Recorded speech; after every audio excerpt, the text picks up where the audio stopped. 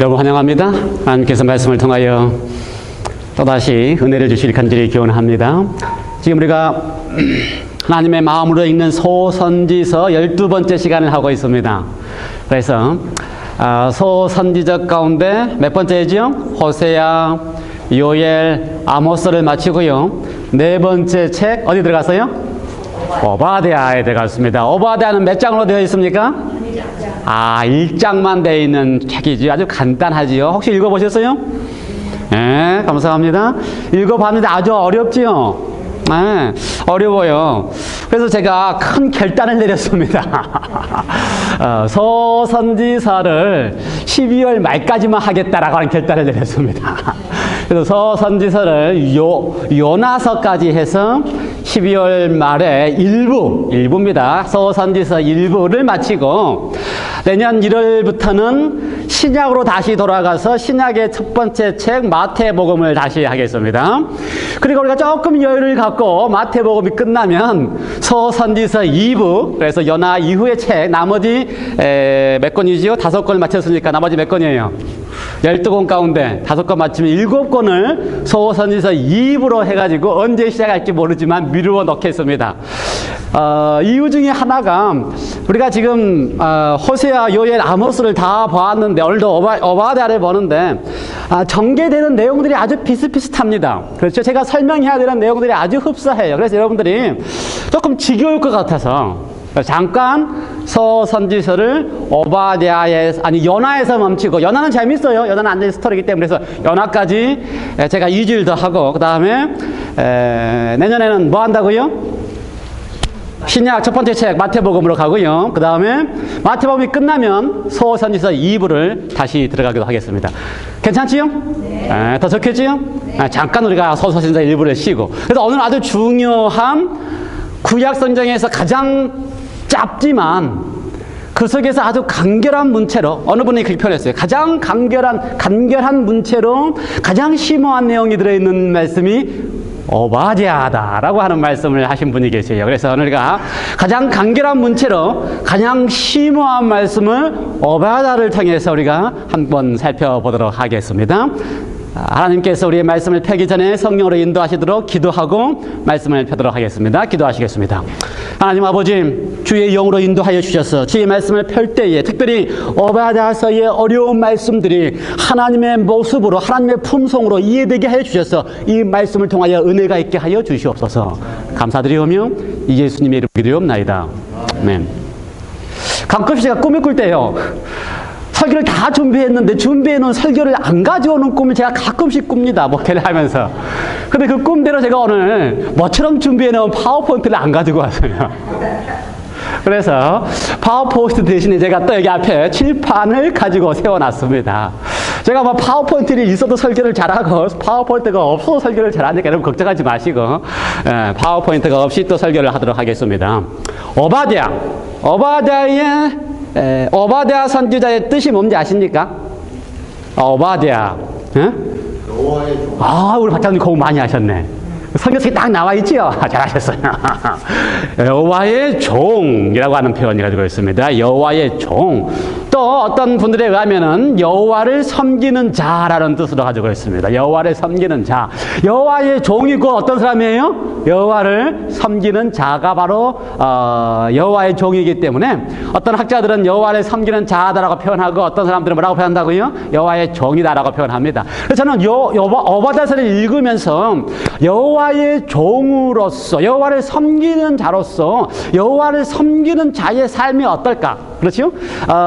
오바댜가 이미 학자들에 따라서 BC 9세기에 썼다고 하시는 분들도 있고 또 BC 6세기경에 썼다고 하는 분들도 있지만 어쨌든 그 당시에 썼던지 지금 오늘 우리에게 하신 말씀이 더 중요하기 때문에 선지자, 하나님을 섬기는 사람이 오바댜를 이해할 때에 하나님을 섬기는 것이 무엇인지를 설명해 놓은 책이다라고 하는 관점에서 제가 오바댜를 이해를 했습니다. 그렇죠? 그래서 21세기 오늘날 우리도 하나님을 섬기는 사람들이라고 이야기를 하는데, 그렇죠? 오바댜라고 하는 이름처럼 우리도 하나님을 섬기는 사람이라고 하는데, 그 오바댜의 말씀이 오늘 21세기 우리가 하나님을 섬기는 자로서 우리에게 무슨 말씀을 하고 있는지에 대한 것을 포커스를 맞추어서 말씀을 살펴보았습니다. 일단 오바댜의 상당히 좀 재밌는 특징 중에 하나는, 오바댜가 지난번에 함께 공부했던 요헬처럼 어느 시대에 기록된 말씀인지에 대한 내용이 없습니다. 다른 대부분의 성경들은 어느 왕 때에 어디에 이렇게 표현되어 있는데 어느 왕이라고 하는 표현이 없어요. 그래서 오바댜가 어느 시대에 기록되었는지에 대한 이제 추측을 해내는데요. 오바댜의 내용을 통하여 그게 어느 시대일 것인가라고 추측을 합니다. 그런데 오바댜의 내용을 보면, 특별히 오바댜가 1장 1절에 처음 뭐라고 시작했어요? 오바댜의 묵시라고 하면서 누구에 대한 이야기입니까? 주 여호와께서 에돔에 대하여 이같이 말씀하셨다. 그래서 에돔의 심판에 관한 이야기가 오바댜의 이야기다라고 이야기합니다. 그래서 에돔과 예루살렘과 또의 관계에 대한 이야기를 오바댜서에 설명을 해놓고 있기 때문에 그러한 일이 있었을 때가 언제일까 추측을 해보면서 학자에 따라서 두 가지 견해가 있습니다. 아주 초기라고 이야기하는 사람들은 9세기의 경에 있었던 사건이다라고, 여로암 시대에 있었던 사건이라 이야기를 하는 경우도 있고, 후기에 했던 사람이라고 하는 사람들은 예루살렘이 멸망한, 바벨론에서 의해서 예루살렘이 멸망한 시기의 기록이다라고 이야기를 하는 경우도 있습니다. 그런데 제가 이해하고 제가 동의하는 것은 이제 후기에 BC 몇 년이에요? 500 예루살렘 몇 년에 멸망했어요? 예, 그 당시에 기록되었던 기록이라고 지금 이해를 하는 경우가 상당히 많은데, 가장 큰 이유 중에 하나가 오바댜의 많은 내용의 기록들이 아주 문학적이고 시적으로 표현된 글인데 동일한 내용이 에레미야 49장에 언급되어 있습니다. 그래서 에레미야가 언급한 내용하고 표현이 아주 동일해요, 내용들이. 그래서 에레미야 시대와 오바댜 시대의 같은 시대라면 그때가 바로 예루살렘이 멸망하려고 했던 BC 586년 경이었을 것이라고 하는 것이 가장 올바른 추측이다라고 이해가 됩니다. 그래서 그러한 상황들을 이제 이해를 하고요.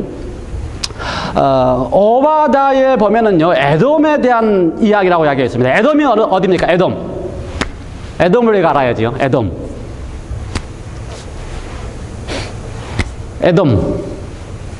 에돔은 제가 파워포인트 보여주면 이해가 쉬운데, 에돔이라 하는 지역은 아주 붉은 바위산으로 많이 되어 있는 지역입니다. 그래서 에돔이라는 뜻 자체가 붉다, 그런 의미가 있어요. 그래서 에돔 지역이 어떤 지역이라고요? 바위산 속에 있는 지역입니다. 과거에 여러분이 혹시 옛날 영화 가운데 인디애나 존스라는 영화 가운데 인디애나 존스 영화 가운데 성배라고 하는 그 잔에 관한 이야기 영화가 갔는데, 마지막 장면 보면은 인디애나 존스가 그 바위산에 커다란 이 궁전처럼 되어 있는, 그 궁전을 들어서 되어 있는 것에 이렇게 들어가는 장면이 나와요. 거기가 이제 에돔이 살고 있던 지역에, 그 바위 지역, 골짜기 지역, 거기에 에돔이 만들어 놓은 궁전이 그 헬라어로는 페트라라고 하는 도시가 있습니다. 그 도시가 바로 인디애나 존스가 거기 그 굴에 들어간 도시인데, 지금도 사진이 있고 지금도 거기 우리가 가서 그걸 볼 수가 있어요. 그래서 그런 지역이 바로 에돔이라고 하는 지역인데, 유대에서 남쪽, 사해 남쪽에 위치해 있는 지역이 바로 에돔입니다. 그래서 에돔은 애붙어서 그 지형상으로 유대와 이집트를 연결하는 그 중간에 있기 때문에 아주 무역이 발달하고, 그 무역 발달하는 아라비아인들이 거주했다고 하고, 지금에는 아라비아인이라고 이야기하고 하는 이야기를 하고 있는데요. 에돔의 족보를 이해할 때 창세기 36장에서는 에돔의 족보를 이야기합니다. 그런데 에돔의 족보를 거슬러 올라가면 에돔의 족보의 첫 조상은 누군지 아세요? 에서입니다. 에서는 누구예요? 야곱의 형이지요. 야곱의 쌍둥이 형입니다. 아브라함, 이삭, 그 다음에 에서입니다. 그러므로 상당히, 그렇죠? 아브라함, 이삭, 야곱, 그 다음에, 아니죠. 아브라함, 이삭, 그 다음에 야곱, 에서는 같은 세대. 그러니까 사실 아브라함의 누구예요? 손자예요. 그렇게 따지면 에서도 사실은요, 이삭의 아들이고 아브라함의 손자니까 하나님에 대해 어떻게 해요? 사실은 제가 봤을 때 상당히 잘 알고 하나님을 섬기는 사람이라고 생각이 돼요. 그리고 그 에서의 후손들을 가리켜서 에돔이라고 가리킵니다. 창세기 36장에 거의 36장을 다 할애해서 에서의 족보를 이야기했어요. 에서의 족보를. 근데 에서의 족보 가운데 설명하면은요, 에서가 아내를 셋을 가졌는데요, 그 중에 한 아내 가운데서 낳은 아들, 그 아들이, 그러니까는 에서의 손자가 네만이라고 하는, 여기서 이야기하는 한국말로는 느만 그랬지만 원래 네만이라고 하는 용어인데, 그래서 그 에돔의 핵심되는 인물 네만을 일으키게 할 때에 누구라고요? 에서의 손자. 그 바로 핵심되는 인물 네만이라고 하는 인물로 등장하고요. 그래서 에돔하고 에돔 민족하고 그다음에 누구하고요? 이스라엘 민족하고는 어떤 지간이에요? 원래 따지면 형제지간이 아주 밀접한 지간이에요. 그런데 에서와 야곱은 원수지간입니다.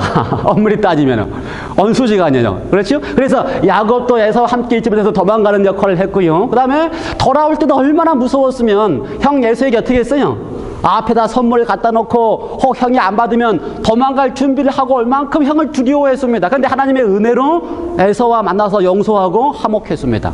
그리고 야곱이 그 가나안 땅에 들어와서 정착하니까 에서는 어떻게 했어요?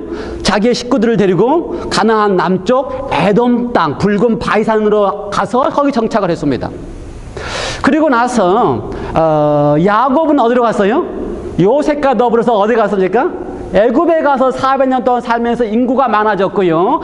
에서는 어디에 살면서?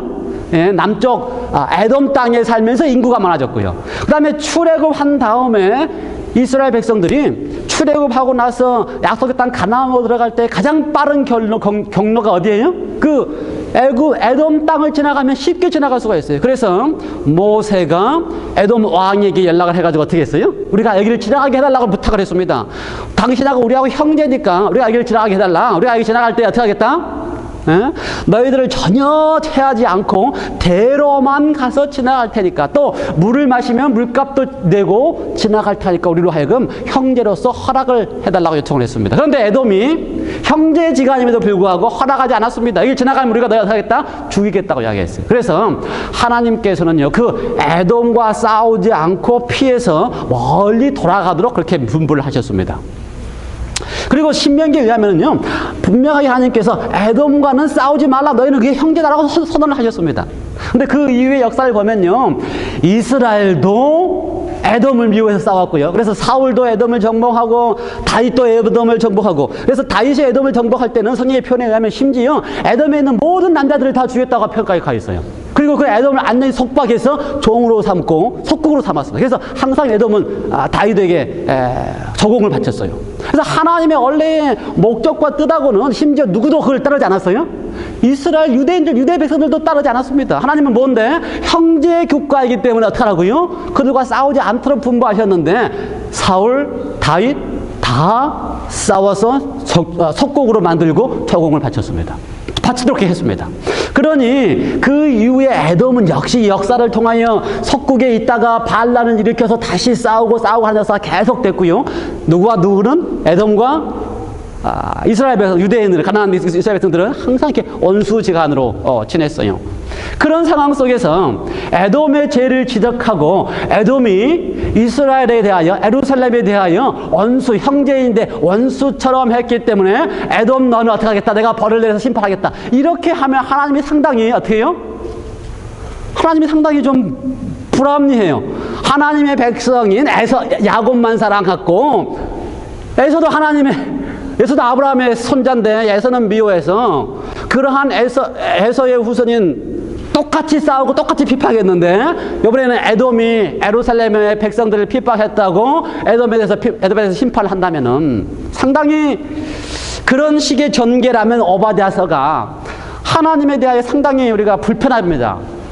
그런데 대부분의 신학자와 대부분의 설교가들은 에돔이 하나님의 백성들에 대하여 형제 국가임에도 불구하고 어떻게 했기 때문에 잔악하고 난폭하고 포악하게 했기 때문에 하나님께서 에돔을 심판했다, 이렇게 해석을 해요.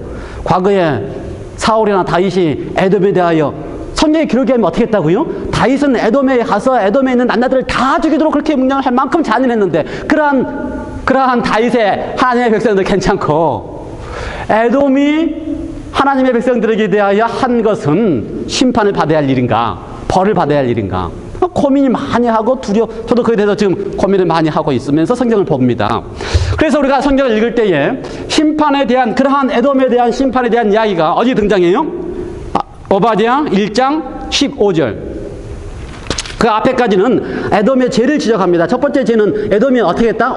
교만하고 오만하고 오만했다. 두 번째 죄는 형제에 대하여 아주 난폭하게 했다는 죄를 지적한 다음에 15절 어떻게 됐습니까? 함께 읽어볼까요? 여호와의 만국을 벌할 날이 가까웠나니 너의 행한 대로 너도 받을 것인즉 너의 행한 것이 어떻게 할 것이다? 내 머리로 돌아갈 것이니라. 이제 이거 누구에 대한 이야기입니까? 에돔에 대한 이야기입니다. 그래서 에돔이 어떻게 할 것이다? 너가 그렇게 잔혹하게 했고 너가 그렇게 교만하게 했기 때문에 너의 행한 대로 내 머리로 어떻게 할 것이다? 돌아가게 할 것이다. 근데 뭐가 돌아가는 겁니까? 여호와의 벌할 날이 가까웠으니 뭐가 돌아가는 거예요?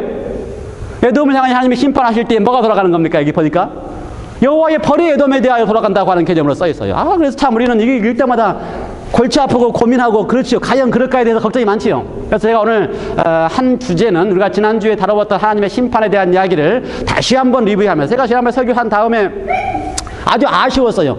내가 조금 더 하나님의 심판에 대해서 성경 설명을 잘해야 되는데 아쉬웠어요. 그래서 고민을 이번 주에 많이 하고 또 다른 장면이 또 등장하기 때문에 하나님의 심판에 대한 장면이 또 등장하기 때문에 다시 한번 심판에 대한 이야기를 제가 이번 한 주일 동안 고민한 이야기를 다시 정리해서 설명하겠다라고 결심을 했고요. 그래서 첫 번째 주제는 하나님이 심판을 하시면 어떻게 심판하실까 하는 그 주제고요. 두 번째 주제는 형제에 대해 어떻게 다루도록 우리에게 호소하실까에 대한 이야기를 하려고 합니다.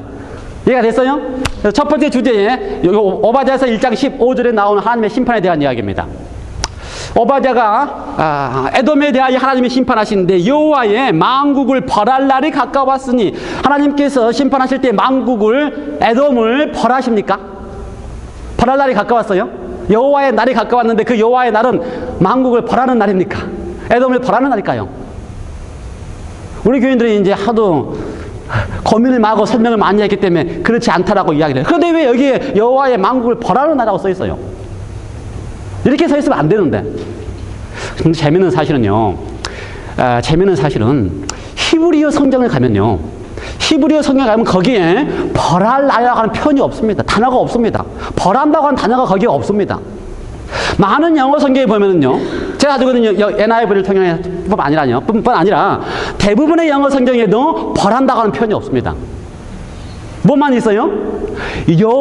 여호와의 날이 만국에 가까웠다. 이게 히브리 표현이고요. 그게 영어 표현입니다. 그런데 한국말에만 뭐가 들어있어요? 여호와의 날에 만국을 벌할 날이 가까웠다. 이렇게 되어 있어요. 얼마나 가슴 아픈지 몰라요. 한국 사람들은요, 성경을 번역할 때에 자기들이 생각하는 한국 문화가 생각하는 한국 문화는 어때요? 지금 저 하나님이라고 하는 진짜 나 외에 다른 신이 없다고 하는 하나님이 들어오기 전에 한국 문화는요, 옥황상제부터 시작해서 염라대왕까지 어떻게 다? 악에는 다 벌을 주게끔 되어 있는 것이 하나님이에요. 그러니 나 외에 나 같은 신이 없다고 하는 하나님도 악인에 대해서 어떻게 하는 하나님으로 읽어요? 벌을 하는 하나님으로 읽어요. 그래서 수많은 성경 가운데 하나님이 히브리어에 관계없는 이야기들이 너무나 많이 써 있어요. 예를 들어서 어떻게 써 있어요? 지난번에 아모스서 읽었을 때도 아모스에 읽었을 때도 하나님이 벌한다는 표현이 없는데 한국말 성경에는 벌이라는 단어가 들어있어요. 히브리어는 없는데 그런 이야기가 너무 많이 있어요. 그렇죠? 요엘서도 하나님의 여호와의 날에 대한 이야기를 할 때에 요엘서의 여호와의 날에 대한 이야기를 할 때에 거기는 다 무서운 용어로 쓰였지만 그 단어가 또 히브리어로 보면 어떻다고요? 그것도 무서운 단어가 아니고 하나님을 감격해서 만날 수 있는 날이라고 표현되어 있다고 이야기를 했어요. 그렇죠? 그러므로 우리가 하나님께서 심판하실 때에 어떻게 심판하시는지에 대하여 우리가 하나님의 품성에 맞게 이해해야 할 필요가 있는 것입니다. 적어도 여기에 이해한 표현 가운데 하나님께서 만국을 벌하는 날이 아니라는 사실을 우리가 이해하셔야 돼요. 그게 벌하는 날이 없기 때문에 어떤 날이 가까웠다고요? 여호와의 날이 만국에 가까웠느니라. 여호와의 날이 만국에 가까웠느니라. 이게 히브리어 표현이에요. 그게 영어 표현이고 그게 한국말 표현이 돼야 돼요. 다시 한번 읽어볼까요? 여호와의 날이 만국에 가까웠느니라. 그렇다면 여호와의 날이 어떤 날인가? 여호와의 날이 어떤 날인가? 대부분의 그리스도인들이 여호와의 날은 심판의 날이고 벌하는 날이라고 생각하고 있기 때문에 여호와의 날에 만국을 벌한다라고 표현되어 있는 거예요. 그런데 우리가 지난 요엘서를 공부하면서, 요엘서를 함께 공부하면서 여호와의 날에 대한 공부를 했습니다. 빨리 리마인드 하셔야 돼요. 여호와의 날은 어떤 날이에요? 네, 제가 이제 내려와서 파워포인트를 안 가져왔으니까. 여호와의 날은 어떤 날입니까? 요엘서에서 어떻게 얘기했어요? 첫 번째 우리가, 이건 제가 쓴 거 아니에요. 안 지워지는 거고요. 여호와의 날은 첫 번째 뭐였어요? 적어도 요엘서를 공부하면서 요엘서의 여호와의 날은 두려운 날이나 무서운 날이 아니라고 우리가 언어를 통해 살펴봤습니다. 언어를 통해서. 그렇죠? 여호와의 날은 어떤 날이라고 그랬습니까? 두렵고 무서운 날이 아니라 하나님에 대하여 감격하는 날이고 감동하는 날이고 우아하는 날이다. 그래서 여호와의 날 그러면 두려울 필요가 없어요. 여호와의 날은 어떤 날이기 때문에 하나님에 대해서 우리가 감동하고 감격하고 우아하는 날이기 때문에. 됐어요? 예. 그래서 요엘서 1장, 2장, 3장을 보면 1장, 2장까지는 여호와의 날 볼 때마다 다 그날 우리를 구원하는 날이요, 빛으로 임하는 날이요, 우리에게 성령으로 임하는 날이요, 그런 날이 여호와 날이기 때문에 감격하는 날이에요. 근데 3장에 가면 여호와의 날이 어떤 날이다 그랬어요? 요엘서 3장에 가면 두 번째 여호와의 날은 어떤 날이다? 여호와서에 보면은 우리로 하여금 구원하고 감격하는 날일 뿐만 아니라 요엘서 3장에 가면 여호와의 날이 어떤 날이다? 심판의 날이라고 표현되어 있어요. 심판의 날이다. 그런데 저는 어떻게 표현했습니까? 요엘서의 심판의 날은 하나님이 우리를 심판하는 날이 아니고 그거는 어떤 날이다? 하나님이 심판을 받으시는 날이다. 그래서 3장을 잘 읽어보면은요, 하나님이 심판하기 위해서 우리에게 여호와의 날을 선포한 게 아니고 당신 스스로가 심판을 받으시기 위하여 여호와의 날에 우리를 초청하셨어요. 부르셨어요. 그래서 하나님이 내려오시고 온 만백성들을 하여 어떻게 하겠어? 올라오게 하셔서 어디에서? 디시전 밸리에서 만나도록 했습니다. 디시전 밸리. 그래서 심판의 날은, 요엘서의 심판의 날은 하나님이 우리를 벌하시는 날이거나 심판하시는 날이 아니고 하나님이 내려오셔서 그 디시전 밸리에서 심판의 결정의 그 순간에 하나님이 우리를 어떻게 사랑하셨는지 십자가에서 보여주신 다음에 어떻게 하는 겁니까? 디시전 하도록 하는 것이 바로 여호와의 날이에요. 이해돼요? 예. 그러므로 지금 우리가 오바댜서에서 이야기하는 여호와의 날도 둘 중에 하나입니다. 심판의 날일 수 있어요. 심판이 반드시 있기 때문에. 그래서 오바댜서에 나오고 있는 여호와의 날에 만국에 가까웠다는 이야기를 할 때 이건 심판의 날입니다. 근데 이 심판의 날을 어떻게 이해해야 된다고요? 하나님의 본성과 하나님의 품성에 맞게 이해를 해야 돼요. 이해가 돼요? 예. 그래서 오바댜서는 어떻게 그걸 이해했습니까? 오바댜서는 그러므로 만국의 여호와의 날이 첫 번째는 구원의 날이고 두 번째는 하나님이 심판을 받으신 다음에 그 심판을 받으신 모습을 보고 만민들로 하여금 디시전 하도록 하는 그것이 바로 여호와의 날인데 그날이 가까웠다라고 하는 것입니다. 그래서 하나님이 디시전 하게끔, 디시전은 하나님이 하는 게 아닙니다. 디시전 밸리에서 우리가 하나님이 너는 이랬다 디시전 하는 게 아니고 디시전 밸리는 누가 오는 거예요? 만국이 다 올라와서 뭘 보는 겁니까? 하나님이 어떻게 심판을 받으셨는지, 하나님이 나를 대신해서 어떻게 심판을 받으셨는지를 본 다음에 내가 결정하는 거예요. 내가 결정하는 운명에 따라서 내 운명이 달라지는 겁니다. 그 하늘에서 내려오시고 나를 불러서 오신 그분이 십자가에서 나를 위해서 돌아가신 걸 보고 이분이 나의 모든 죄를 위해서 돌아가셨거나 결정하면 내 운명이 결정되는 것이고, 반대로 그 디시전 밸리를 보면서 그럼에도 불구하고 나는 믿을 수 없다고 거절하면 자기의 운명이 결정되는 거예요. 그것이 바로 오바댜서 1장 15절의 이야기입니다. 디시전 밸리에서 누가 결정하는 거라고요? 하나님의 사랑의 모습을 보면서 누가 결정하는 거라고요? 개인들이 결정하는 거예요. 그래서 그 여호와의 날이 만국에게 가까웠으니 너의 행한 대로 너가 받을 것이다. 그게 무슨 말이에요? 왜 디시전 밸리를 보고 하나님의 모습을 보고 하나님의 품성을 본 다음에 내가 하나님을 믿기로 선택하면 그 선택한 대로 내가 받는 것이고, 이해가 돼요? 예. 내가 믿지 않기로 선택하면 그 선택한 대로 결론이 나는 것입니다. 그래서 너가 행한 대로 너가 받을 것이다. 그 다음에 뭐가 되어 있어요? 너의 행한 것이 내 머리로 돌아올 것이다. 이것도 다 뭐예요? 예, 개인의 디시전 밸리에서 결정하는 것이다. 그래서 하나님의 심판은, 제가 이거에 대해서 고민을 하면서 이걸 어떻게 설명을 잘할까? 지난주에 제가 심판에 대한 이야기를 하면서 설명을 했는데 좀 뭔가 부족한 것 같아서 제가요, 시애틀에 2시간, 3시간 차 타고 운전을 하면서 이것만 가지고 계속 고민하는데 저한테 하나님 영감을 딱 주셨어요. 이렇게 설명한 것이 가장 좋은 설명이다. 우리는 항상 하나님에 대하여 이런 이야기를 이해하려고 할 때마다 어떻게 이해를 합니까? 하나님의 마음으로 읽으려고 합니다. 그래서 심판에 대한 이야기를 할 때도 하나님의 본성에 맞는 심판을 하실 거라고 믿습니다. 그렇죠? 심판이 반드시 있는데 어떻게 심판하신다? 하나님의 본성에 맞는 심판하신다. 그래서요, 하나님의 본성에 대한 이야기를 할 때 하나님의 본성은 뭐예요? 요한일서 4장 8절에 의하면 하나님은 무엇이다? 사랑이시니라. 이게 하나님의 본성입니다. 그렇죠? 하나님의 본성. 사랑이시다라고 하나님의 본성인데, 이 본성에 맞는 심판을 하실 때에 하나님의 심판에 대한 얘기를 할 때는 반드시 모든 그리스도인, 대부분의 신학자들이, 대부분의 설명하는 사람들이 하나님의 본성인 이 사랑 속에는 반드시 뭐가 들어있다 이렇게 얘기해요? 사랑은 자비와 공의로 되어 있다라고 이야기를 합니다. 이 자비와 공의로 되어 있는 이 모습이 바로 하나님의 사랑이다라고 이야기를 해요. 많이 들어보셨죠? 자비와 공의다. 예, 저도 동의를 합니다. 그런데 이 자비와 공의가 이제 뭔지를 하나님의 본성에 맞는 자비와 공의로 이해를 하면은 드디어 우리는 옳게 이해한 거예요. 대부분의 이제 신학자들은 하나님이 자비하시기 때문에 어떻게 하신다? 용서하시고, 하나님이 공의하시기 때문에 어떻게 하신다? 심판하신다. 맞아요. 하나님이 용서하시고 심판하신다. 이해할 수 있어요. 그렇죠? 그렇다면 우리가 반드시 하나님의 심판이 있다고 믿었기 때문에, 그 성경에 가르치고 있기 때문에 이 하나님의 공의에 의한 심판이 어떻게, 하나님의 공의에 의한 심판이 하나님의 본성에 의하면은 어떠한 심판인가에 대한 이해가 분명해야 됩니다. 한번 자비에 의한 용서를 우리가 그동안 하나님에 대하여, 하나님의 품성에 대해서 늘 공부했던 영혼으로 설명하면 저는 이렇게 표현할 수 있어요. 하나님의 자비로 용서하는 이유는 그분이 어떤 분이시기 때문에, 첫 번째, 그분이 무조건적인 사랑을 하시는 분이기 때문에 그렇다. 여러분 십자가를 가만히 보세요. 이분이 무조건적인 사랑을 하고 있기 때문에 온 인류를 위해서 그분이 다 십자가로 가신 거예요. 그렇죠? 십자가 대주시는 거예요. 그래서 무조건적인 사랑을 하고 있기 때문에 용서와 자비가 부름돼요. 두 번째, 무조건적인 사랑을 뿐만 아니라 무슨 사랑을 하고 있어요? 하나님께서는 당신이 다 책임지는 사랑을 하고 있어요. 그러므로 인류의 모든 죄를 당신이 책임지고 십자가로 가셨습니다. 이게 지금 자비 속에 속해 있는 하나님의 모습이에요. 무조건적인 사랑을 하고, 그렇죠? 그 다음에 책임지는 사랑을 하기 때문에 하나님 어디로 가신다고요? 내려오셔서 디시전 골짜기에서 당신이 대신 심판을 받으시는 거예요. 이해가 돼요? 예. 그러니 여기까지만 딱 이해하면 참 이러면 다 좋은 것 같아요. 그래서 많은 사람들이 어떻게 생각해요? 하나님이 무조건적인 사랑을 하고 책임지는 사랑을 한다면은 어떻게 한다? 멸망 안 받고 만민이 다 구원받아야 되지 않겠냐?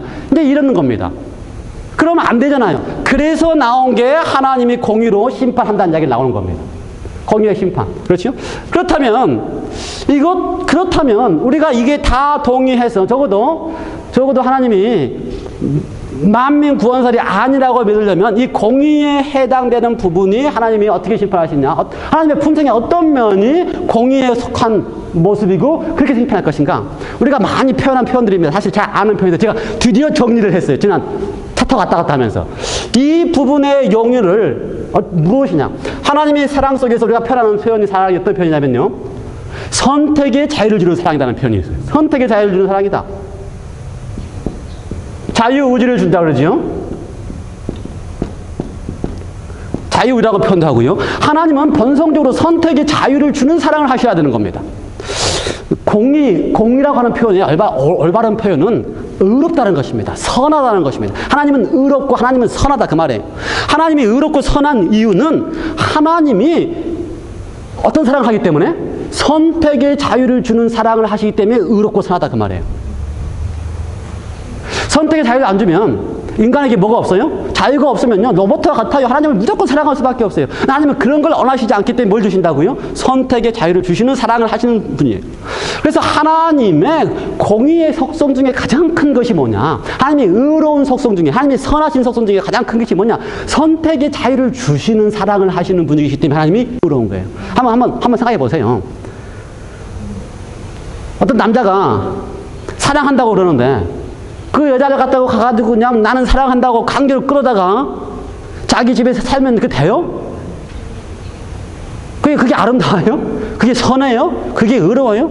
그렇게 하실 수 없는 분이시기 때문에 하나님이 공의 누가 봐도 다 의로운 분이란 거예요. 하나님이 선택의 자유를 주시는 하나님이시기 때문에 어떻게 하고요? 공의 봐도 다 하나님이 참 의로우신 분이시구나. 하나님 참 선하신 분이시구나. 사랑을 그렇게 선택의 자유를 주면서까지 사랑하시는구나. 이해가 돼요? 네. 그러면은 우리가 아까 심판에 대한 이야기 할 때에 선택의 자유하고 밀접한 관계가 있는 그러니까 공의에서 심판하실 때에 공의에서 심판하시는 이유는 왜 심판하시냐고요? 선택의 자유를 주신 다음에 그 선택한 그대로 이루어지도록 하시는 하나님이시기 때문에 심판이 되는 거예요. 아까 우리가 오바댜서 1장 15절에 읽었지요? 예. 행한 대로 이루어지게 하시는 분이시기 때문에. 그렇죠? 그래서 뭐가 이루어지게 한다고요? 심판이, 그러니까 하나님의 심판은 하나님께서 항상 그 행위에 따라서 심판하실 때도 하나님은 그 행한 것이 어떤 건가 봐가지고 점수 봐가지고 심판하시는 게 아니고 그가 행한 그대로 이루어지게 하는 심판을 하시는 분이 바로 무엇이라고요? 하나님의 선택의 자유를 주는 하나님이 의로우신 분이기 때문에 그렇게 심판이 이루어진다는 거예요. 이해가 됐어요? 그 다음에 마지막으로 공의에 속한 심판이 선택의 자유를 주는 사랑을 할 뿐만 아니라 강제할 수 없는 사랑을 하시는 분이십니다.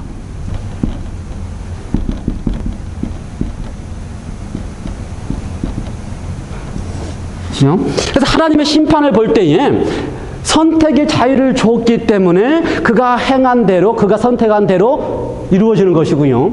그렇게 선택한 바에 대해 하나님이 강제할 수 없기 때문에, 그렇죠? 그가 선택한 바에 대해서 강제할 수 없는 하나님이시기 때문에 어떻게 한다고요? 그가 선택한 대로 내어버려 두는 것입니다. 그래서 하나님의 심판은, 그렇죠?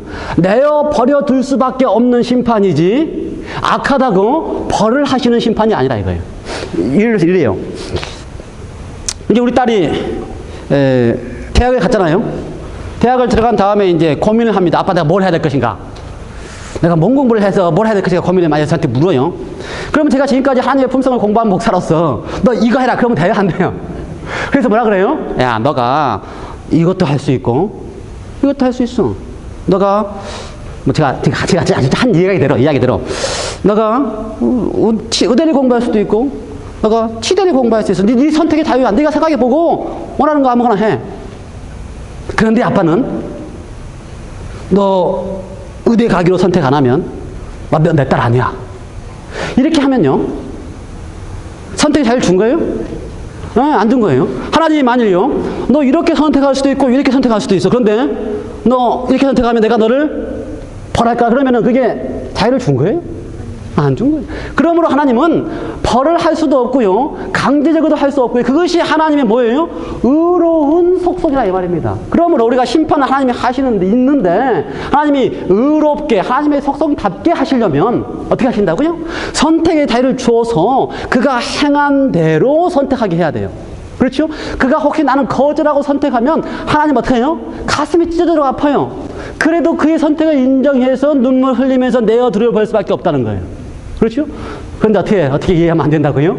반대로 용서하시다가 더 이상 용서할 수 없으면 이제 공의공을 발현해가지고 공의로 심판해서 이제 너희가 벌을 주겠다. 이렇게 하면 하나님이 아름답지가 않아요. 그렇죠? 그러니까 하나님의 품성에 따라 선택을 하세요. 하나님은 우리로 하여금 잘 선택하도록 할 수 있는 일을 모든 걸 다 하십니다. 심지어 뭐까지도 하셔요? 이 땅에 내려오셔서 당신의 생명을 주신 일까지도 하셔요. 그래서 그걸 보고 나면 이번에는 좀 어떻게 할 것이다? 나를 선택하겠지라고 하면서 하십니다. 그래도 거절하면 어떻게 해요? 가슴 아파 눈물 흘리고 강제적으로 할 수 없으니까 내어 버려둘 수 없는 심판을 하실 수밖에 없는 분이 바로 하나님의 품성에 맞는 심판이라고 우리가 이해를 하고 있어요. 성경에 그런 얘기가 많이 있습니다. 예를 들어서요. 요한계시록 마지막 장. 요한계시록 마지막 장 20 몇 장이에요? 마지막 장이. 요한계시록 22장 11절. 요한계시록 22장 11절. 불의를 하는 자는 그대로 불의하고. 왜 불의를 하는 자는 그대로 불의해요? 이제 이 장면은 하나님께서 마지막 심판하시는 장면이에요. 어떤 장면이라고요? 너가 불의에 대하여 계속 선택하고 있으면 어떡하나? 그걸 내가 인정하고 강제하지 못하니까 그대로 불의하고. 이해가 돼요? 예. 또 그다음에 뭐였어요? 더러운 자는 그대로 더럽고. 왜 더러운 자는 그대로 버려요? 하나님이 계속 호소하고 십자가로 보여줬어도 나는 더럽도록 선택하고 있으면 더 이상 하나님이 어떻게 하는 겁니까? 그의 선택을 존중할 수밖에 없기 때문에, 강제할 수 없기 때문에 어떻게 하는 거예요? 더러운 자는 그대로 더럽고 인정하는 겁니다. 그 다음에 의로운 자는 그대로 의를 행하고. 예? 예수님이 십자가를 보고 나는 이제 예수님이 더 좋아서 의적으로 선택한 사람은 어떻게 하는 거예요? 이제 그의 선택을 또 존중해서 어떻게 하는 거예요? 의를 행하도록 하시고. 그렇죠? 거룩한 자는 그대로 거룩하게 될지라. 이게 뭡니까? 심판의 모습 그대로입니다. 어떤 심판이요? 선택의 자유를 주셔서 그로 하여금 선택하게 하시고 잘 선택하게 하시기 위하여 어떻게 하신? 십자가로 내려오신 그분의 모습이 그대로. 12절 보라 내가 속히 오리니 내가 줄 상이 내게 있어 각 사람에게 그의 일한 대로 어떻게 하겠다? 갚아주리라. 갚아주려서 좀 잘못 읽으면 하나님이 그냥 벌 사면 벌하는 걸로 갚아주고. 그러니까 참 조심해서 읽어야 돼요. 어떻게 읽어야 돼요? 하나님의 품성에 맞게 읽어야 돼요. 성경에는 다 그런 이야기가 너무 많습니다. 그래서 근데 그렇지 않은 이야기도 있어요. 마치 하나님이 직접적으로 심판하신 것처럼 보이는 이야기도 있어요. 그럴 때라도 어떻게 읽어야 된다고요? 하나님의 품성에 맞게 고민하면서 왜 그랬어 하면서 읽어야 된다고요. 이해가 돼요? 예. 그래서 우리가 하나님의 이 심판에 대한 얘기를 오바댜서를 통해서 봤을 때에 다시 한번 확인이 됐습니다. 오바댜서 1장 15절 여호와의 만국을 이렇게 벌할 날이 아니고 여호와의 날이 어떻게 했다? 만국에 가까웠으니 그것이 심판이라 할지라도 그 심판은 하나님이 직접적으로 너에게 이제 너는 안 되라고 하는 심판이 아니고 너가 행한 대로 너희가 받을 것이고 내가 행한 그대로 내 머리에 들어갈 것이다. 그렇게 행한 대로 받으면서 고통을 당하고 있거나 그렇게 행한 대로 받으면서 고통 가운데 있으면 하나님은 어떤 분이시라고요? 가슴이 찢어지고 아프고 내어 버려두는 일을 하실 때 하나님이 가장 가슴이 아프신 분이세요. 그러니까 하나님의 심판이 하나님의 가장 가슴 아픈 순간이라는 사실을 기억하시기 바랍니다. 예. 두 번째 주제만 다루고 전혀 다른 주제입니다. 여호와에서 나온 심판에 대한 이야기는 이제 제가 지난주에 연결해서 제가 정리를 했고요. 두 번째 주제는 형제에 대한 관계에 대한 주제입니다. 그렇죠? 에돔과 누구의 사이? 이스라엘 사이의 관계에 대한 주제입니다. 하나님은 에돔에게나 이스라엘에게나 똑같이 말씀하셨습니다. 어떻게 말씀하셨어요? 둘 다에게 다 서로 화목하게 지내도록 하는 것이. 그렇죠? 이스라엘은 하나님의 백성이기 때문에 너는 에돔을 마음대로 할 수 있다. 이게 하나님의 뜻이 아닙니다. 다윗이 한 게 잘할 것 같잖아요. 제가 보기에는. 그렇죠? 예. 에돔에게도 마찬가지였어요. 에돔에게도 너는 형제이기 때문에 어떻게 하라? 하나님은요, 우리가 모든 형제로서 함께 잘 지내도록 하시기를 원하시는 게 하나님의 뜻입니다. 그게 가장 좋은 복이기 때문에 하나님이 원하시는 생명의 법이고 그것이 행복이기 때문에. 이해되세요? 예. 그러니 우리가 에돔만 가리켜서 너 잘못했다 할 수가 없어요. 누구도 똑같이 이렇게 했기 때문에, 예, 이스라엘 똑같이 이렇게 했기 때문에 오늘 21세기 오늘 우리가 그리스도인으로서 하나님을 섬기는 백성들로서 이 오바댜의 이름이 뭐라고요? 하나님을 섬기는 자라는 표현입니다. 우리 모두가 다 오바댜처럼 하나님을 섬기는 백성들로서 형제들에 대하여 어떻게 대하는 것이 옳으냐 하는 것입니다. 같은 그리스도인 형제를 대하는데 어떻게 대하는 것이 옳고 가족 내에서 가족 안에서의 관계를 맺는 걸 어떻게 맺는 것이 옳으냐 하는 것이고요. 그렇죠? 또 우리가 그리스도인이 아니지만 우리 주위에 있는 형제들과 관계를 맺을 때에 어떻게 맺느냐 하는 것이 옳으냐 하는 것입니다. 우리가 이런 줄은 참 잘 압니다. 그렇지? 어떻게 해야 되는 것인지 그리스도인으로서 우리가 어떻게 해야 되는 것인지를 이런 줄은 참 잘 알아요. 제가 늘 하는 설교가 뭡니까? 예? 내가 늘 하는 설교가 사랑에 대한 설교만 하는 거고 사랑 안에서 여러분이 어떻게 해야 되는 설교만 하는 것입니다.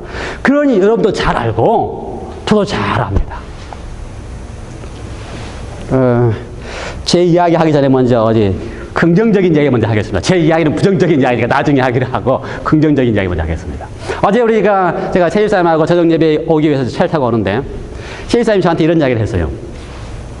자기 집에 순복음교회 장로님이 전기공사를 하기 위해서 오시고 계십니다. 그래서 전기공사를 참 잘 마무리를 해주셔서 끝났는데 이분이 차집사님을 보더니 이렇게 말씀을 하셨대요. 지금 그 공사가 우리도 알다시피 1년이 넘게 지나가는 공사 아닙니까? 그렇죠? 뭐 1년이 뭐예요? 벌써 2년 돼가요? 2년 동안 지금 그게 벌려놓고 마무리가 안 되는 공사예요.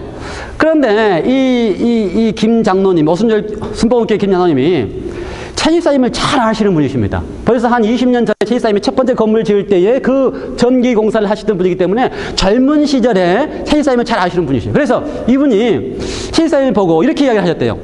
아니, 내가 보기에 내가 채집사님 당신을 내가 잘 아는데, 당신이 어떤 사람인지 잘 아는데 이렇게 2년 동안 공사가 진행되지 않고 있는 이 상황에 대해 당신이 지금 이렇게 하고 있는 모습을 보니 나 참 놀랍다.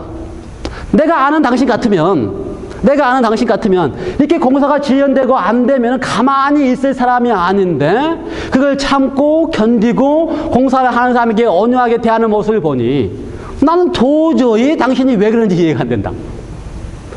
채집사님이 얼마나 악했는지, 아니, 악하다는 말 아니고, 잠깐만, 악하다 아니지. 악하다는 말 아니고, 채집사님이 얼마나 못되게 했는지, 아니지. 우리의 생각은 못되지. 받는 사람 입장에서는, 본인의 입장에서는 올바르게, 똑바르게 잘한 일이에요. 근데 그거를 그 당시에 김장로라고 하는 분이 기억하고 있고, 채집사님이 기억을 못해요. 근데 얼마나 성격대로 하셨는지, 공사를 하다가, 그 카킹 공사를 다 한 다음에, 카킹 공사를 다 하고 나면 아무것도 들어오는 게 없어야 되잖아요. 근데 카킹 공사를 다 끝나고 났는데 채집사님이 가다가 뭘 발견했냐면요. 개미 한 마리를 발견했대요. 그래서 채집사님이 성격대로 개미 한 마리를 발견한 그걸 보고 카킹 공사가 잘못됐으니 그 컨트럭터에게 다시 하라고 큰 소리를 쳤다는 겁니다. 그거를 지나가던 김연아가 그걸 본 거예요. 그러니 그렇게 제 표현은 악한 사람이고 그렇게 성격대로 일을 하시는 분이 이번에 2년 동안 일이 진행되면서도 그런 성격이 나오지 않고 그 다음에 다 참고 있으면서 일을 잘못하는 사람들을 다 이해해주고 있는 것이 자기가 볼 때에 왜 그런지 어떻게 변했는지 이해가 안 된다. 채쌤 이야기가 첫 번째 변한 이유는 스트로크가 와서 변했고 근데 사실 스트로크 오면 사람이 더 깐깐해지고요. 더 고약해집니다. 불편하니까. 그런데 진짜 변한 이유는 뭐 때문에 변한 거예요? 제가 예수님을 만났기 때문에 변했다. 제가 예수님을 만났기 때문에 변했다. 여러분, 형제의 관계 속에 있어서, 그렇죠? 형제의 관계 속에 있어서 예수님을 만났기 때문에 우리가 변해야 되는 사람들임을 주님께서, 그러니까 예수님을, 하나님을 섬기는 자라는 이야기가 뭔가, 그거는 말로 섬기는 게 아니고요. 말로 가르치는 게 아니고요. 하나님을 섬기는 자라는 것이 뭔가, 그거는 그의 삶을 통하여 누가 봐도 이 사람은 하나님을 섬기는 자 같이 보인다라고 인정할 수 있는 게 바로 하나님을 섬기는 자라는 것입니다. 그러한 관계를 오바댜에서 에돔과 이스라엘에게서 보기를 원하셨고요. 그러한 관계를 21세기에 오늘 우리 그리스도인들에게 하나님을 섬기는 자들에게서 보기를 원하시는 것입니다. 실패한 제 이야기도 해야죠. 몇 주 전에 전화가 왔어요. 어떤 분에게서. 근데 이분이 자기 형편을 저한테 설명을 했습니다. 새벽에 한국에서 온 지 얼마 안 돼가지고 살다가 왔다 갔다 하는데 이번에는 한국에 온 지 얼마 안 돼가지고 빨리 짭을 잡아야 되기 때문에 새벽에 2짭을 잡았대요. 그래서 11시에 나가서 청소하는 짭을 잡고 그 다음에 1시부터는 떡집에 가서 일해서 10시까지 일을 하는 일을 잡았대요. 아내는 암이 걸린 지 10년이 돼가지고 이제 유방암으로 시작해서 10년이 돼서 전신에 암이 퍼져가지고 아무것도 할 수 없고 자기가 돌봐야 되고 그렇기 때문에 자기가 이제 그걸 돌보기 위해서 오자마자 짭을 잡아서 2짭을 잡았는데 3일만 된, 저한테 다 설명한 이야기입니다. 3일 된 때에 새벽에 차를 타고 가다가 공사 중이어서 잠깐 공사 중이니까 복잡하잖아요. 잠깐 다른 길로 들었는데 잘못 들었다고 경찰에 잡혔어요. 깜깜한 새벽에 뭘 알았겠습니까? 그 다음에 사시는 것도 체알레스고 타코마까지 가서 일하러 가야 되는데 그 공사 중인 도로 가운데서 잘못 갈 수도 있죠. 어떤 잡혔어요. 잡혔는데 경찰이 그 카드를 보더니 뭐예요? 라이센스가 서스펜스 됐기 때문에 운전을 할 수 없다는 것입니다. 근데 번역을 모르고 있었어요. 그걸 전혀 모르고 있었습니다. 그런데 운전을 할 수 없는 차를 운전했다고 차를 끌고 가버렸어요, 경찰이. 근데 일하러 가야 되는데. 그래서 일도 못 가고 차는 어디에요? 통교판에 가 있고 자기 운전면허증은 이제 운전도 못하게 돼버렸고. 그러니 아내는 암에 걸려 있어서 지금 그걸 다 해야 되지요. 새벽 2짭을 잡고 자기가 가서 일을 해야 되는데 그것도 못하지요. 거기다가 티켓이 왔는데 티켓이 500 얼마가 나왔어요. 저한테 전화를 해가지고 이 문제를 좀 해결해달라고 전화를 한 겁니다. 근데 뭐 제가 해결할 방법이 있나요? 방법이 없죠.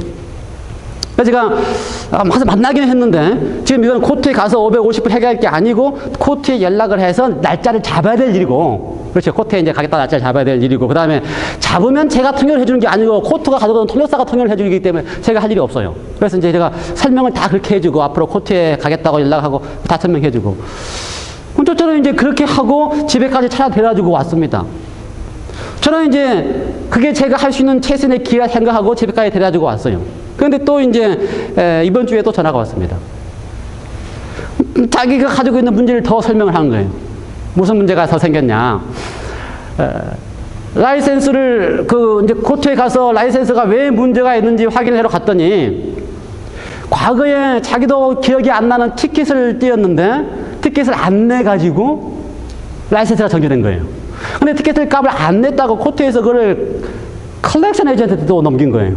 그래서 돈이 불어났어요. 원래 라이센스 안 내면 75불이면 되는데 불어나가지고 450불을 내야지만 이 문제를 해결해 준다는 거예요. 그러니 자기는 그 450불 문제가 없는데 또 대화가 안 되니까 이 컬렉션 에이전트한테 저하고 좀 가서 이야기를 해줘서 문제를 해결해 달라고 또 전화가 왔어요. 그래서 그러면 제가 다음날 가겠습니다. 다음날 제가 3시에 가겠습니다 하고 전화를 하고 이제 문제를 해결하기 위해서 제가 다음날 가겠다고 이야기를 하고 저녁밥을 먹고 있는데 하나님이 저한테 이제 뭐라고 말씀하시는 것 같아요. 뭐라고 말씀하시냐면, 야, 그 사람 참 불쌍하니까 교회에서 의논해가지고 어떻게 좀 도울 수 있도록 해봐라. 그건 제 생각이에요. 도울 수 있도록 해봐라. 아, 그거 참 좋은 생각. 제가 한 생각입니다. 교회에서 의논해서 도울 수 있도록 해봐라. 그런데 조금 더 있으니까 저한테 이런 생각이 들어요. 야, 그거 교회에서 돕는 거고, 목사님 내가 늘 설명하는데 너도 도울 수 있지 않느냐? 내가 할 말이 없어요. 아, 교회에서 도우라고 이렇게 요청해서 하는 건 할 수 있는 거고, 목사님 너 맨날 설교하면서 너 사랑에 대한 설교하는데 이거 너도 할 수 있는 거 아니냐? 그런 생각이 저한테 드는 거예요. 그래서 제가, 그래요? 그 말 생각이 드니까 그거 맞나요? 그거 맞아요. 제가 할 말 없어요. 그거 맞아요. 교회에서 그거 하는 거야. 뭐 교회에서 하는 거지 제가 하는 거 아니잖아요. 그래서 제가 그런 생각이 드시면 좋아요. 제 집사람도 모르고 아무도 모르는 제 비밀 잔고가 있는데 우리 교회 어떤 분이 저한테 3개월에 한 번씩 그 성경 연구비로 이렇게 주는 현금이 있는데 그 현금을 제가 모아놓은 거 있으니까 하나님 그러면 제가 이거 그거 450불 해결해 주기 위해서 제가 그거 500불 가지고 가겠습니다. 이렇게 이야기를 했어요. 마음속으로. 그리고 또 한참 후에 하나님 근데 조건이 있습니다. 제가 가가지고 이분이 내가 가서 문제를 해결하러 가잖아요. 지금 그 컬렉션 에이전트에 가서. 그래서 뭐 컬렉션 에이전트에 가서 그분이 원하는 대로 문제가 해결되면 제가 이거 500불 안 주고 오겠습니다. 제가 핑계를 댄 거예요. 어쨌든 안 주고 싶어가지고. 안 줄 수만 있으면 좋겠가지고 안 주려고 핑계를 댄 거예요. 그러니 내가 가서 문제를 해결해 주면 안 줘도 되지 않습니까? 그래서 제가 조건이 있습니다. 문제를 제가 가서 잘 해결해 주면 이거 500불 안 주고 오겠습니다.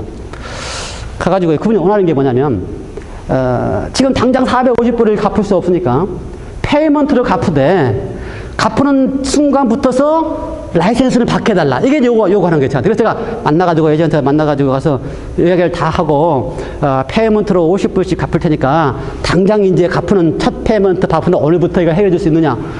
그랬더니 다 해결해 줬어요. 해결해 준다 그래요. 그랬더니 제가 뭐라 그래요? 속으로 잘 됐다. 내가 하나님한테 말한 대로 이것만 다 해결되면 500불 가져간 거 안 주고 되니까. 그래서 제가 그분한테 가서요. 그분 이제 아내하고 만나서 아픈 거 기도해주고 500불 안 주고 왔습니다. 해결했기 때문에. 그리고 제가 설교 준비해요. 설교 준비하는데 그 일 읽고 난 다음에 금요일 설교를 준비하는데 저한테 하나님이 성경책 하나 보여주셨습니다. 참 제가 고민하는 야고보서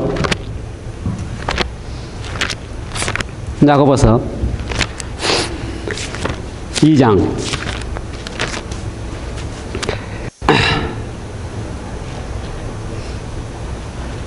잘 아는 성경줄입니다. 2장 17절. 우리 안식교들이 잘 쓰는 성경줄이에요. 2장 17절.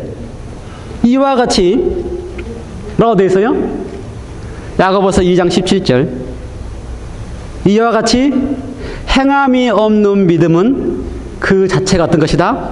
죽은 것이니라. 이게 참 너무 잘 쓰는 이야기입니다.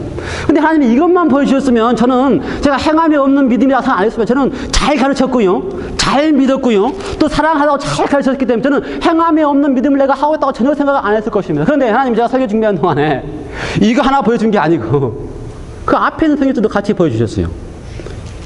15절. 만일 형제나 자매가 헐벗고 일용한 양식이 없는데 너희 중에 누구든지 그에게 이르기를 평안히 가라, 더럽게 하라, 배부르게 하라 하며 그 몸에 쓸 것을 주지 아니하면 무슨 유익이 있으리요? 그렇게 하지 않고 저처럼 찾아가가지고, 심지어 그분의 형편은 저한테 또 오라고 한 이유 중에 하나가, 그동안 푸드 스태프가 왔었는데 푸드 스태프가 끊겼대요, 갑자기. 그래서 12월 달 푸드 스태프가 안 나왔대요. 그러니 푸드 스태프가 안 나오니 먹을 것도 없는 겁니다. 그래서 푸드 스태프도 좀 해결해 달라고 요청해서 간 건데, 그건 제가 그 담당자를 못 만나서 해결을 못했어요. 그러니 푸드 스태프도 안 나오면 그 형제가 먹을 것도 없고요, 직장도 지금 당장 못 잡았기 때문에 차가 없어서 당장 일도 못 하고요, 배고프고 아픈 환자고 다 그러고 있는데, 이 목사라는 사람이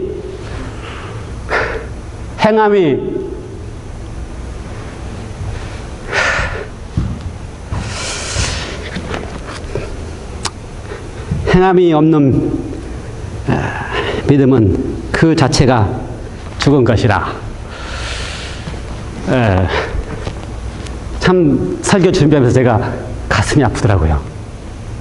그렇게 하나님의 사랑에 대해서 이야기를 하고, 행함이 없는 믿음은 죽은 것이라는 이야기를 그렇게 잘 알고 사랑해야 된다고 그렇게 많이 이야기를 하는데, 형제가 줄이고 있고 짭이 없어서 먹을 게 없는 그를 보면서 500불이 아까워서 그걸 주지 못하고 오고 있는 내 모습을 보니까 할 말이 없어요. 할 말이 없어요. 자, 그래서 준비한 설교가 바뀌었습니다. 준비한 설교가 바뀌었어요. 우리는 행함이 없는 믿음 이야기할 때마다 뭘 이야기해요? 계명 잘 알고 계명 순종하는 것이 행함이 있는 믿음 이야기하는데, 그거 잘하면 뭐합니까? 목사가 그거 잘하면 뭐합니까? 그렇게 불쌍한 사람 도와주지 못하고 있는 목사가.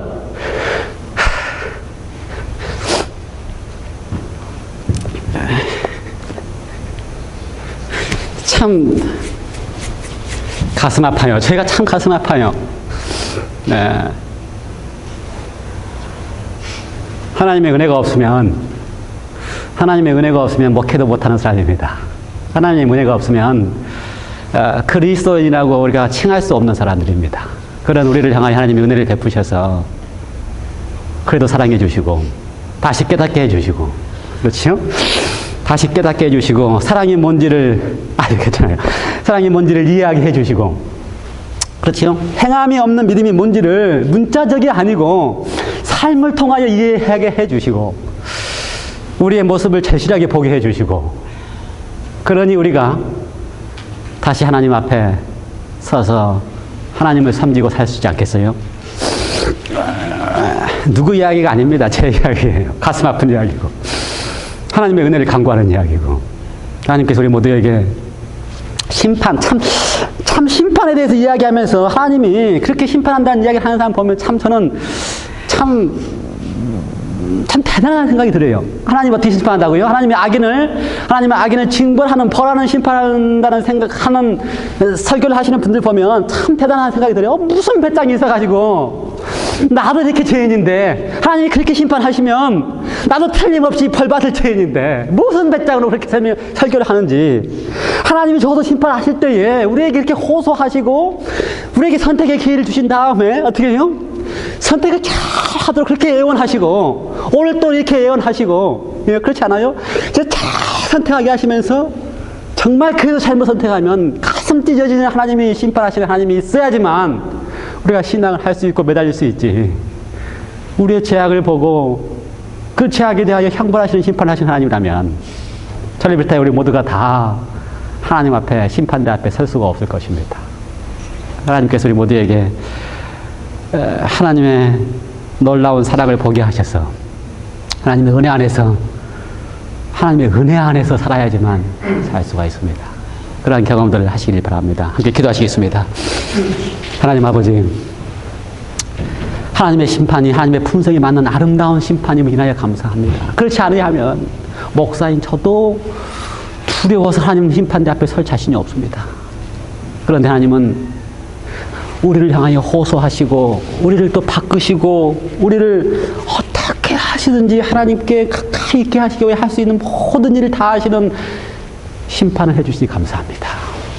형제를 사랑하라고 하실 때에 가르치기도 잘하고 듣기도 잘하고 형제를 사랑하는 것처럼 생각을 했음에도 불구하고 한순간 진짜 사랑해야 될 때에 굶주리고 헐벗은 성도를 사랑하지 못하는 모습을 보면서 하나님의 은혜가 아니면 설 수도 없는 인간임을, 설 수도 없는 죄인임을 고백합니다. 주님, 우리 모두를 불쌍히 여기시고 하나님의 은혜 안에서 살아가게 하시며 하나님의 은혜 때문에 구원받았음을 믿게 하시고 하나님의 은혜 때문에 감격하여 사랑할 수 있음을 믿게 하여 주시옵소서.